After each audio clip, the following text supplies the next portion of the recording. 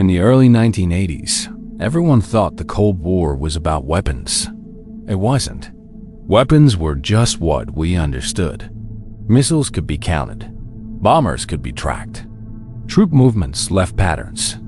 But somewhere behind the noise of drills and speeches, something quieter was happening. Something that didn't fit the language we used to describe conflict. Intelligence rooms were filled with unease, not panic, the kind that settles in when data refuses to behave.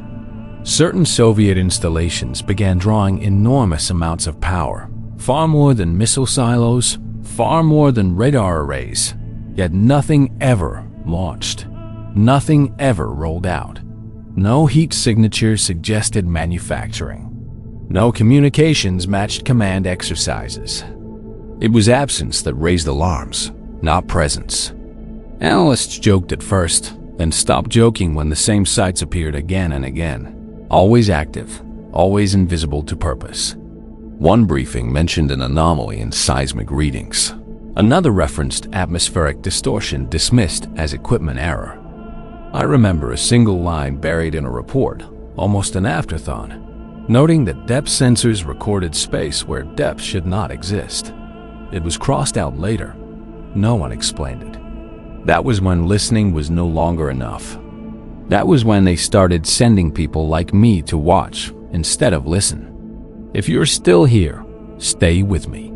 What I'm about to describe isn't speculation, and it isn't something you'll hear explained in official records. Watch closely, listen carefully, and decide for yourself what should have remained buried. And before we go any further, subscribe to the channel and tell me where you're watching from. Some places remember things longer than others. By then, the Soviet armed forces were behaving in ways that unsettled even seasoned observers.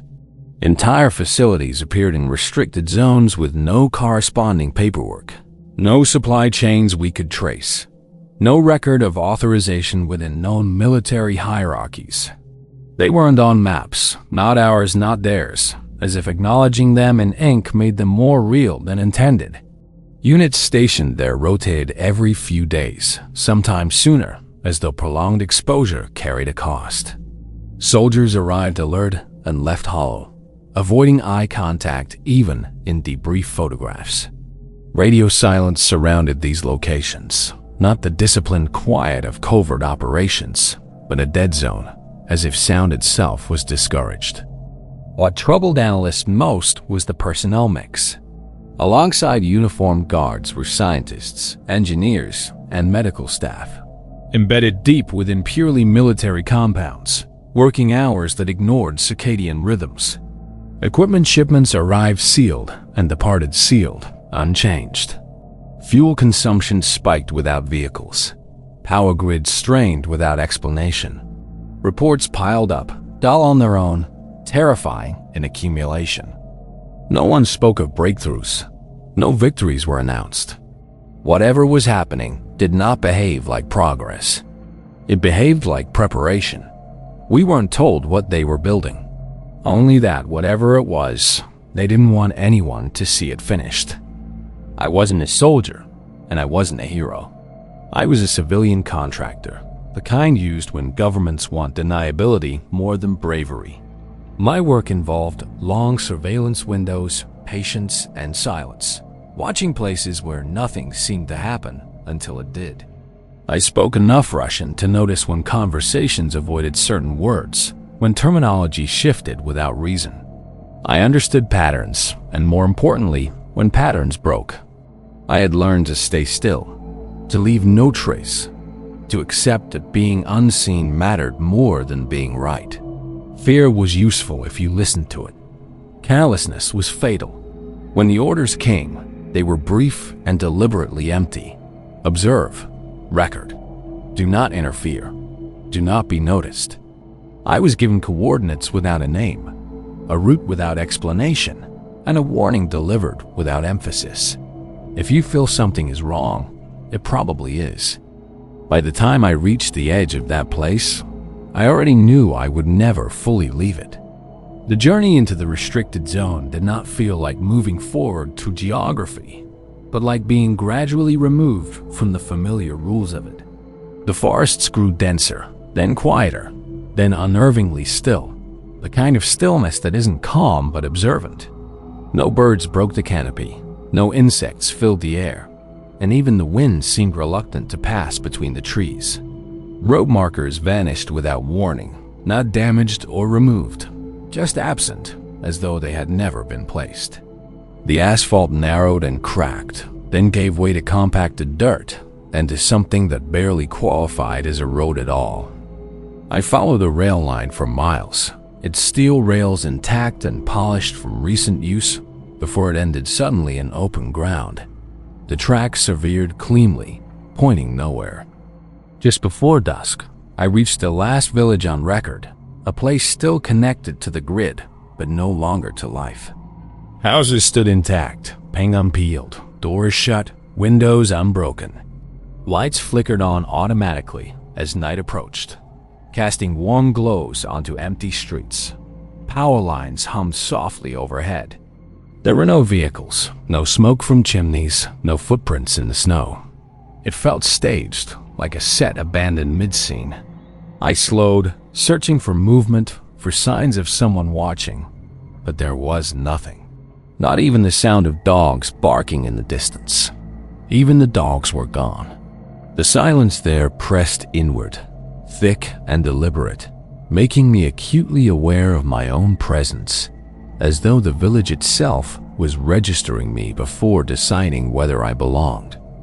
The facility emerged beyond the tree line without ceremony, a wide clearing cut into the Siberian interior, dominated by angular concrete structures that seemed too deliberate to be accidental and too restrained to be proud. There were no flags flying, no insignia painted on walls, no unit numbers stenciled anywhere. It was a military base stripped of identity, as if anonymity itself were a security measure. Soldiers moved through it with a precision that felt rehearsed but joyless, their routines exact, their expressions controlled. They did not smoke. They did not joke. They did not linger. Conversations, when they happened at all, were brief and low, ending abruptly whenever someone drifted too close to the center of the compound. That central structure dominated everything, squat and heavily reinforced, its walls thicker than anything I had seen outside of nuclear containment. No one stood casually near it. Guards positioned there were not alert in the conventional sense, but rigid, as though holding themselves together required effort. I noticed that even when soldiers passed it, their eyes slid away instinctively, refusing to settle on its surface. They didn't guard the perimeter the way soldiers guard against intruders. They guarded it the way people guard a wound. At night, dim light leaked from narrow windows set deep into the structure, never steady, never fully extinguished, pulsing faintly as though responding to something internal rather than electrical. It did not take long for the environment itself to begin contradicting me in subtle but persistent ways. My compass needle drifted whenever I aligned it toward the central structure, wavering by several degrees before correcting itself when I turned away. Sound behaved strangely, footsteps arriving just a fraction too late, voices echoing from directions they hadn't originated. Once, I heard a door close behind me that I knew I had passed minutes earlier. Exterior lights dimmed and brightened without any fluctuation in power, pulsing slowly like breathing. During one snowfall, I watched flakes descend normally before slowing mid-air, hanging for an impossible moment, then continuing as if gravity had briefly lost confidence. The temperature shifted without pattern, biting cold one moment, then easing just enough to make me question my senses. None of it was dramatic. None of it could be captured cleanly by instruments. But taken together, it formed a quiet insistence that something fundamental was being edited locally. The soldiers noticed it too, though no one spoke of it. They moved with the caution of men who had learned that attention itself could have consequences. I had not seen anything emerge. I had not seen a door open. I had not witnessed an experiment begin. And yet, standing there, listening to the silence bend and stretch around the facility, I understood that observation alone was already altering me. I hadn't seen anything yet, but the environment itself was already telling the story. The truth about the experiment did not arrive as a briefing or a confession. It surfaced in fragments, in half-sentences exchanged between men who believed no one else could hear them. Scientists spoke differently than soldiers, softer, more careful, as if language itself could trigger consequences. I caught the project's name only once, murmured while two technicians argued over a console reading. They called it an inversion breach, never a portal, never a doorway, never anything that suggested movement in two directions. The word breach implied damage, not design. What they were building was not a weapon, and it was not an energy source. It was access. The goal was to reach a state adjacent to our own reality, close enough to interact with, distant enough to exploit. Equipment installed beneath the base drew power at impossible levels, yet produced no measurable output. There were no launch systems, no emitters, nothing that suggested projection. Instead, everything pointed inward. Reinforcement increased closer to the core, as though pressure came from the inside out. Scientists rotated more frequently than guards, many reassigned abruptly without explanation. A few left with tremors in their hands, eyes unfocused, movements delayed. No one celebrated milestones. Progress was recorded quietly, logged without enthusiasm. The Soviets believed reality itself to be negotiated, that the physical laws governing our world were local restrictions rather than absolutes. Another dimension, they believed, was not a place to enter, but a condition to access, a reservoir of properties our universe lacked. They were not trying to cross over. They were trying to open reality just enough to reach inside and take what they needed. The urgency behind the project became clearer the longer I observed its rhythms. The Cold War had reached a point where parity felt like failure. Missiles could be matched. Bombers countered. Satellites neutralized surprise. Every breakthrough was answered within months. What terrified strategists was stagnation, the fear that dominance would be decided not by escalation, but by transcendence. Soviet planners believed physics itself had become a ceiling, one that favored no side and punished all ambition equally. An alternate dimension, unbound by our constants, represented possibility without precedent, energy without decay, materials without fatigue, information without time. They did not frame it as invasion because invasion implied resistance. This was acquisition, extraction, borrowing without permission. They believed that whatever existed on the other side did not experience reality the way we did, and therefore could not contest us in familiar terms.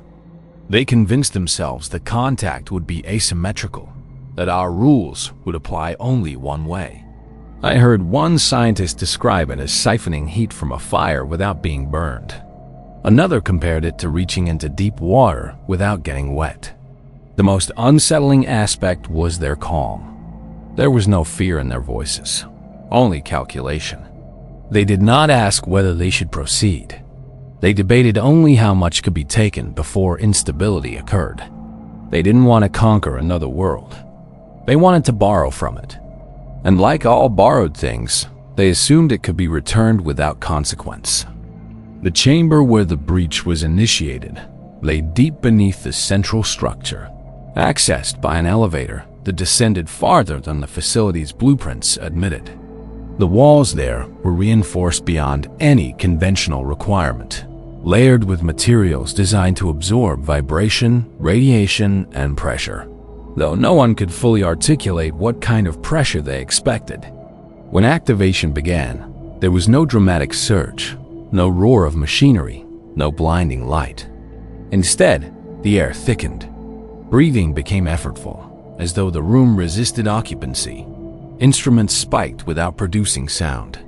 Power flowed, immense and silent, pulling energy inward rather than radiating outward. The temperature dropped sharply, but not uniformly, cold forming in pockets that shifted without pattern. Then, space itself began to misalign. Straight lines curved subtly. Corners failed to meet at proper angles. The far wall appeared closer than it should have been, then farther than neither. Sound arrived late, footsteps echoing a moment after impact, voices returning altered, stretched. Shadows detached slightly from their sources, lagging behind movement like reluctant reflections. There was no opening in the traditional sense, no circle, no tier. It was as if the room forgot which side it belonged to. The scientists did not cheer. They froze, staring at readings that contradicted each other. The breach did not glow. It dimmed. Light seemed to fall into it and not return. The cold felt deliberate, pressing inward, searching. When the instrument stabilized, no one spoke. They had not crossed into another place. They had allowed another condition to intrude. In the seconds that followed, nothing emerged, yet the atmosphere changed in a way no sensor could define.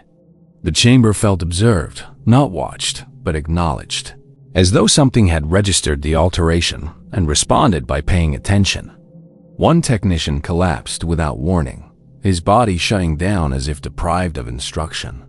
Medics hesitated before approaching, waiting for permission that did not come.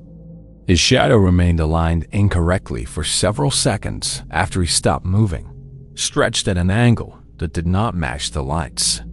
The cold intensified near the center of the room, spreading outward in slow waves. A low vibration settled into the floor, felt more in bone than ear, steady and patient. Scientists backed away in unison, not in panic, but in recognition that proximity mattered. The breach did not expand, but it deepened, space compressing inward while retaining its shape. The air tasted metallic, sharp, unfamiliar. Someone whispered that the reading suggested feedback, not output. That something was responding. Orders were given to terminate the process, but the systems lagged, controls unresponsive for several critical moments. During that delay, I felt an overwhelming certainty that the chamber was no longer empty. There was no shape, no movement, no sound that could be pointed to. Just the sensation of presence pressing gently against the limits of the room. When the power finally cut, the space snapped back violently, lines realigning, sound returning abruptly. The breach closed without ceremony. Silence followed. They had opened it. And something noticed. The first sustained contact did not resemble exploration. There were no probes sent through, no men stepping across a threshold. Instead, the chamber itself began to reflect something back at us, as though reality were briefly forgetting which side it belonged to. The room appeared unchanged at first glance, yet details failed to align. Metal surfaces showed corrosion that had not existed hours earlier. Support beams carried hairline fractures filled with fibrous growth, pale and vine-like, pulsing faintly as if responding to pressure rather than light. The air carried a damp scent, organic and old, layered beneath the sterile tang of machinery. Gravity wavered without warning, not enough to lift objects, but enough to make balance uncertain, forcing men to widen their stance instinctively. Footsteps landed heavier or lighter without reason. The far wall appeared mottled, as if time had pooled unevenly across its surface. Instruments reported depth where depth could not exist, spatial readings folding back on themselves in tight loops. No sound crossed cleanly. Voices echoed with subtle delay, returning thinner, drained.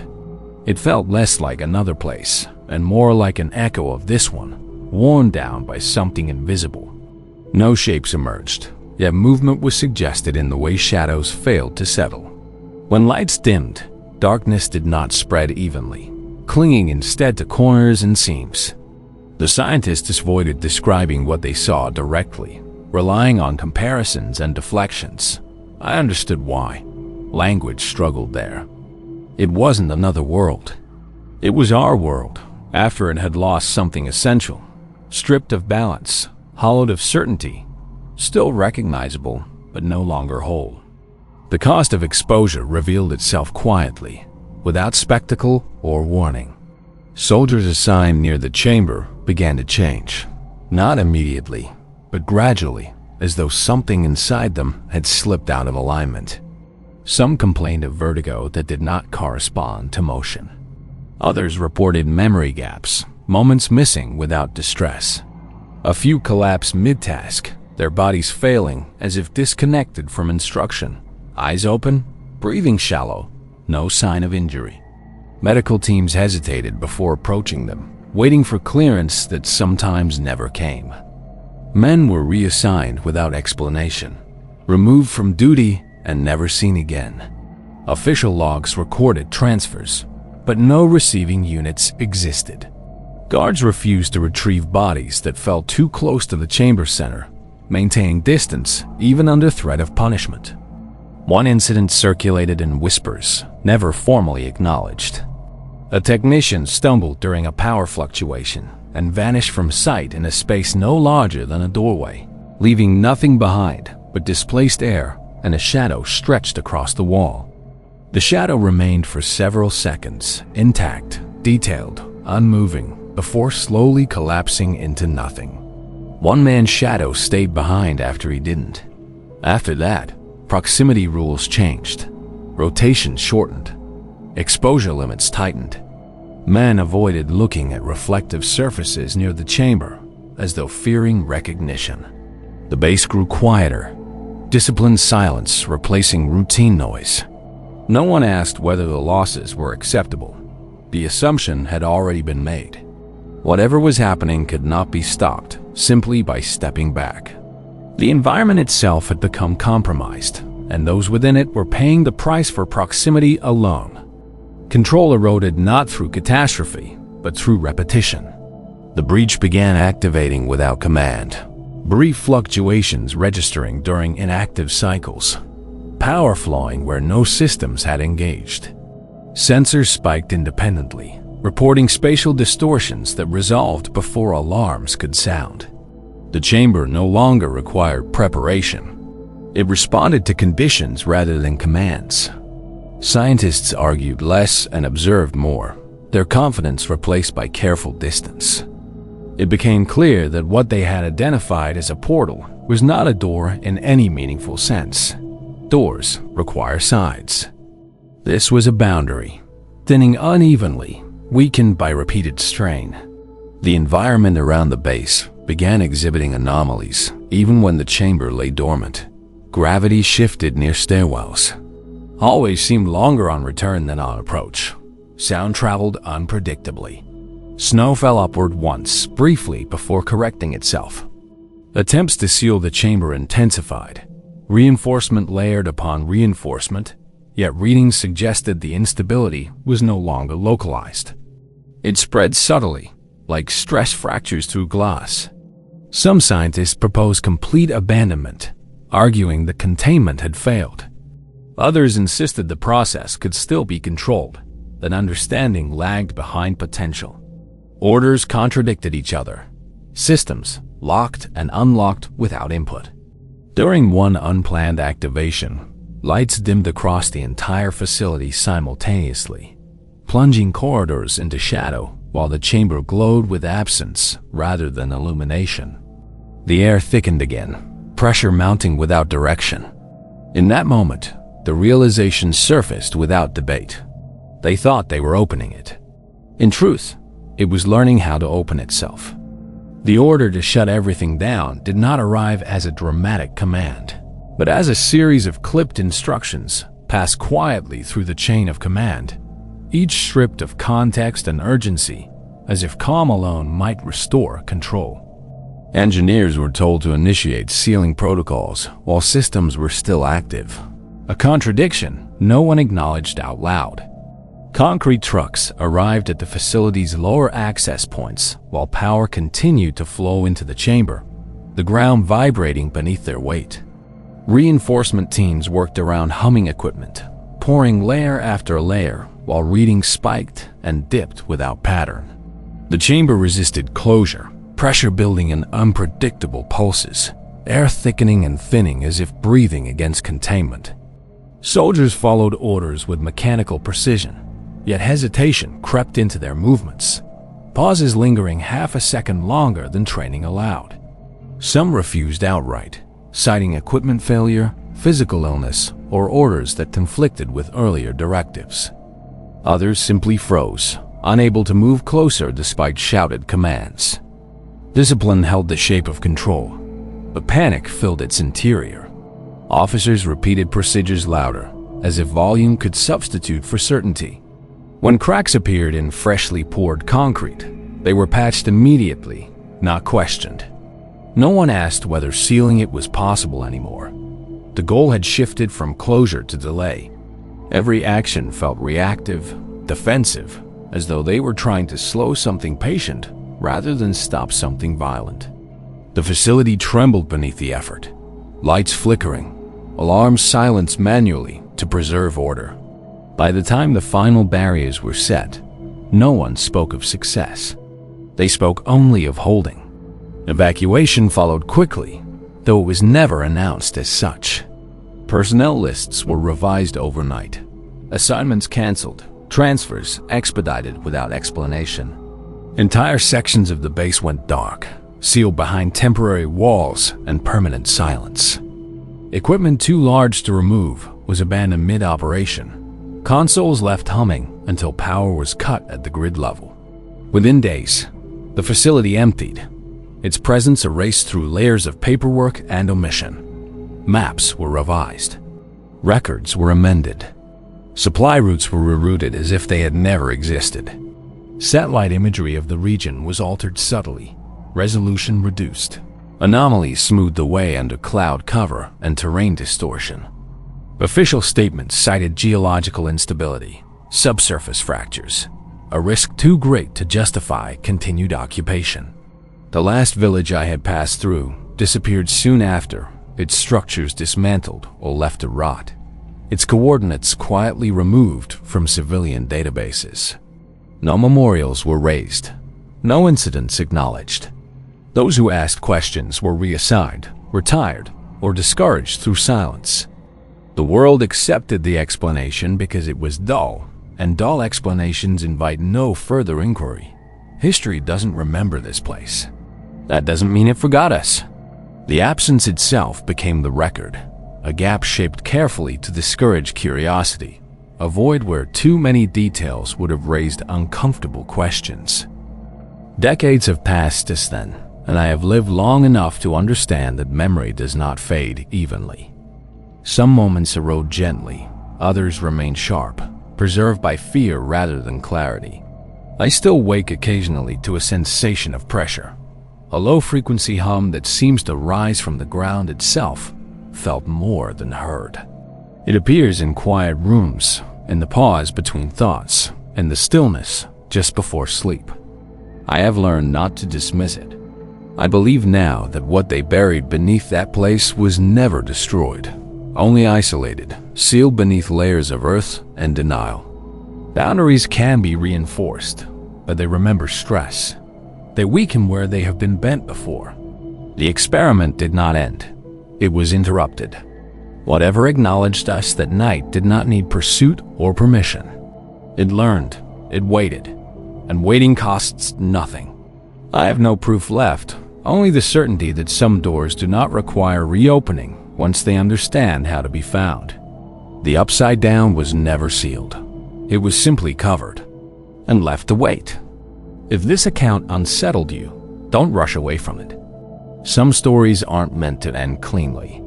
If you believe there are things history chose to forget rather than explain, leave a comment and share what you think was really buried there. Subscribe if you want to continue these investigations, and pass this story on to someone who understands that not every door should be opened twice.